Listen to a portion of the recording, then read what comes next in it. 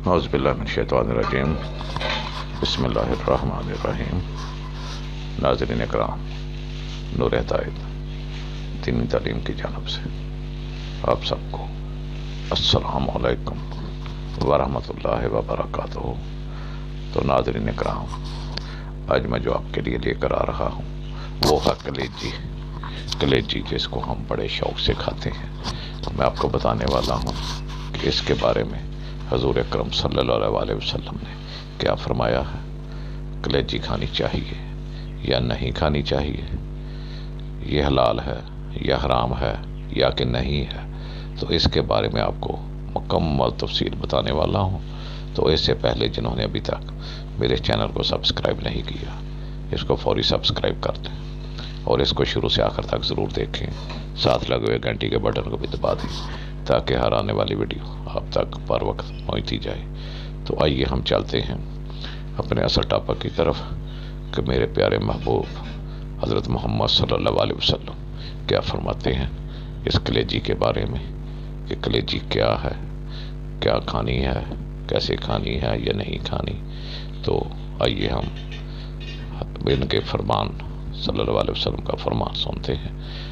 یہ ابن ماجہ کی حدیث مبارکہ ہے جو حضرت عمر رضی اللہ تعالیٰ عنہ سے راوی ہیں۔ روایت ہے کہ آپ صلی اللہ علیہ وسلم نے فرمایا، دو مردے اور دو خون آپ پر حلال ہیں۔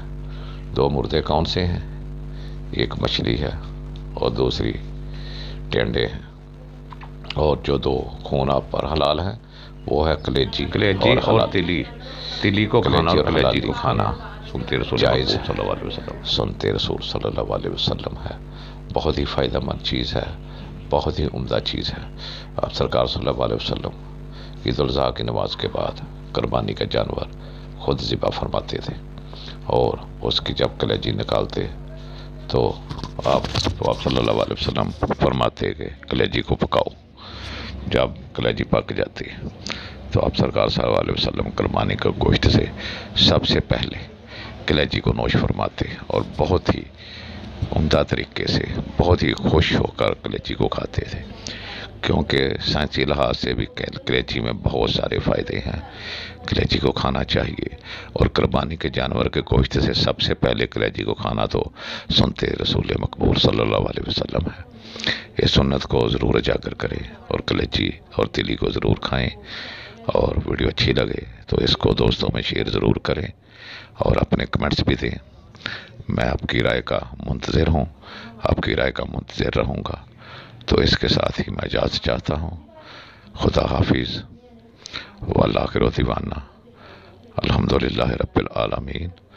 السلام علیکم ورحمۃ اللہ وبرکاتہ۔